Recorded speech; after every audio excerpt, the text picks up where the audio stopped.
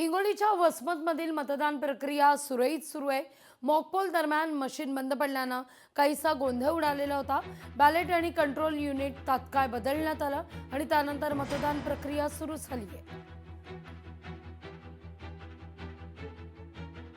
ती जे आपलं लिटल इंग्लिश स्कूल या ठिकाणी मतदान केंद्र आहे, त्या ठिकाणी मॉकपोलच्या दरम्यान म्हणजे प्रारूप मतदान करण्याच्या वेळेला मशीनमध्ये यांत्रिक बिघाड झाला होता. तर त्याची आपण लगेच तात्काळ दुरुस्ती करून दुसरं मशीन आपण तिथे दिलेलं आहे.